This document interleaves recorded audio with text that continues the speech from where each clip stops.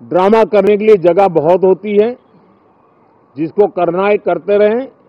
यहाँ ड्रामा नहीं, डिलीवरी होनी चाहिए। यहाँ तो नारे नहीं, नीति पर बल देना चाहिए। रणनीति बदले।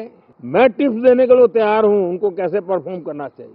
बंगाल चुनाव से पहले मोदी ने संसद में एजेंडा सेट कर दिया है।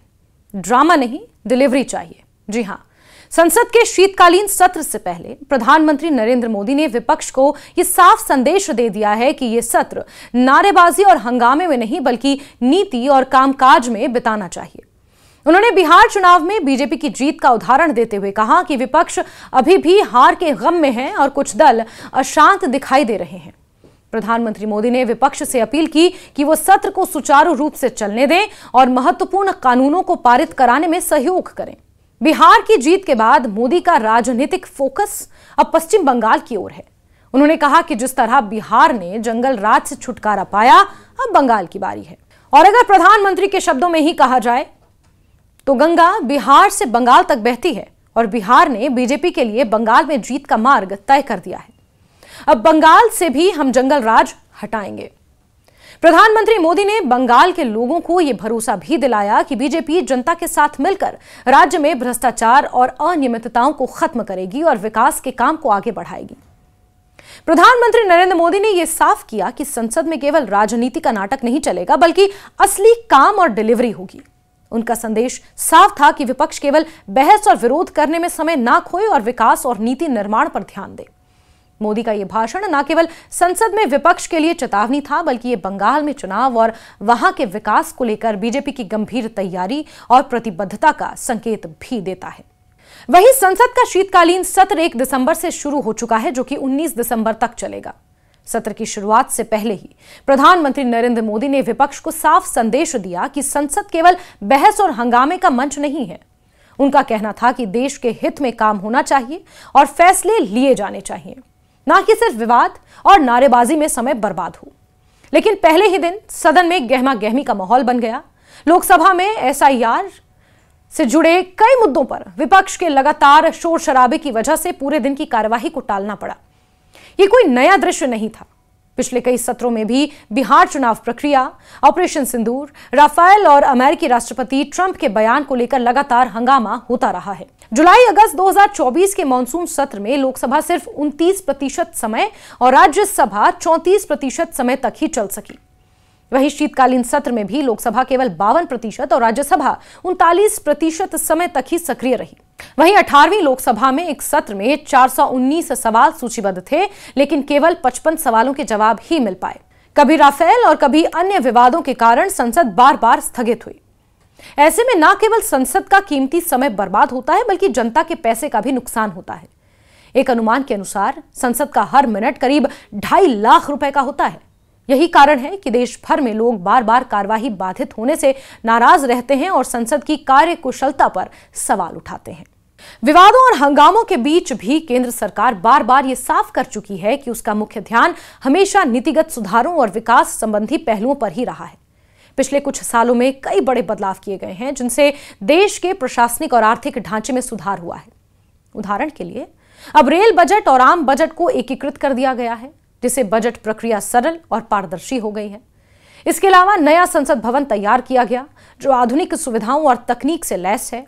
महिला सशक्तिकरण को बढ़ावा देने के लिए नारी शक्ति वंदन अधिनियम भी पारित किया गया। सरकार के अनुसार अब तक 421 बिल संसद से पारित किए जा चुके हैं, जबकि 1500 से अधिक पुराने और अप्रासंगिक कानूनों को हटाया जा चुका है। साथ ही संसद को आधुनिक और पेपरलेस बनाने पर भी लगातार काम किया जा रहा है, ताकि कार्यवाही तेज और प्रभावी हो सके। शीतकालीन सत्र में सरकार ने कुल 13 महत्वपूर्ण विधेयकों को लेकर चर्चा करने की योजना बनाई है। इसमें उच्च शिक्षा, राजमार्ग, परमाणु ऊर्जा, कॉर्पोरेट सुधार, बीमा और सुरक्षा जैसे क्षेत्रों से जुड़े कानून शामिल हैं।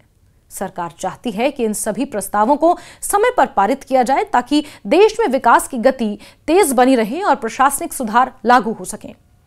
केंद्र का यह प्रयास दर्शाता है कि न केवल विवादों का सामना किया जा रहा है बल्कि विकास और नीति सुधारों को प्राथमिकता भी दी जा रही है। वहीं लोकतंत्र की सबसे बड़ी ताकत यह है कि सरकार जनता के प्रति जवाबदेह होती है और विपक्ष उसकी जांच और सवाल करने की भूमिका अदा करता है। विपक्ष का काम है कि वो सरकार की नीतियों और फैसलों पर सवाल उठाए, आवश्यक संसाधनों का सुझाव दे और लोकतांत्रिक प्रक्रिया को मजबूत बनाए। लेकिन जब हर मुद्दे पर सिर्फ हंगामा होता है और बहस शुरू होने से पहले ही कार्यवाही रोक दी जाती है, तो संसद की मूल भावना पीछे छूट जाती है। ऐसा होने पर न केवल महत्वपूर्ण निर्णय टाल दिए जाते हैं, बल्कि देश की जनता के पैसे और समय का भी नुकसान होता है। जनता उम्मीद करती है कि उसके चुने हुए प्रतिनिधि संसद में देश हित के मुद्दों पर काम करें, अपनी आवाज उठाएं और मिलकर समाधान खोजें। संसद का उद्देश्य केवल विरोध या नारेबाजी नहीं है, बल्कि नीति निर्माण, कानून बनाने, विकास के मार्ग तैयार करने का भी है। पहले दिन का माहौल देखकर यह सवाल उठता है कि क्या शीतकालीन सत्र देश के हित में ठोस काम कर पाएगा या फिर राजनीतिक टकराव के चलते पिछली तरह फंस जाएगा। आने वाले हफ्तों में यह स्पष्ट हो जाएगा कि संसद में चर्चा और संवाद के जरिए काम आगे बढ़ेगा या विरोध और अड़चनों के कारण अहम फैसले फिर टल जाएंगे।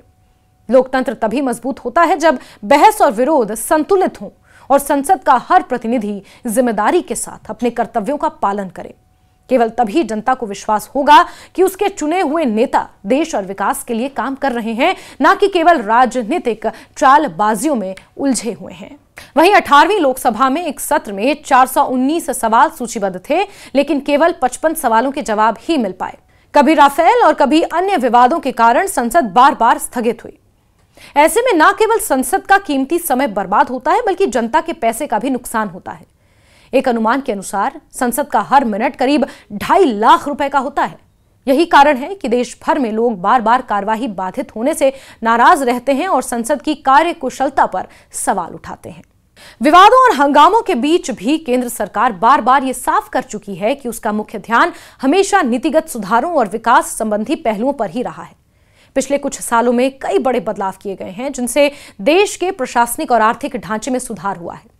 उदाहरण के लिए अब रेल बजट और आम बजट को एकीकृत कर दिया गया है, जिससे बजट प्रक्रिया सरल और पारदर्शी हो गई है।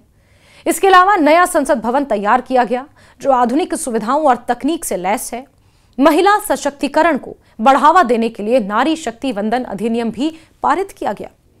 सरकार के अनुसार अब तक 421 बिल संसद से पारित किए जा चुके हैं, जबकि 1500 से अधिक पुराने और अप्रासंगिक कानूनों को हटाया जा चुका है।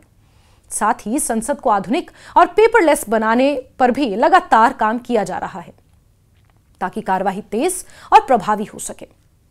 शीतकालीन सत्र में सरकार ने कुल 13 महत्वपूर्ण विधेयकों को लेकर चर्चा करने की योजना बनाई है। इसमें उच्च शिक्षा, राजमार्ग, परमाणु ऊर्जा, कॉर्पोरेट सुधार, बीमा और सुरक्षा जैसे क्षेत्रों से जुड़े कानून शामिल हैं। सरकार चाहती है कि इन सभी प्रस्तावों को समय पर पारित किया जाए, ताकि देश में विकास की गति तेज बनी रहे और प्रशासनिक सुधार लागू हो सकें। केंद्र का यह प्रयास दर्शाता है कि न केवल विवादों का सामना किया जा रहा है, बल्कि विकास और नीति सुधारों को प्राथमिकता भी दी जा रही है।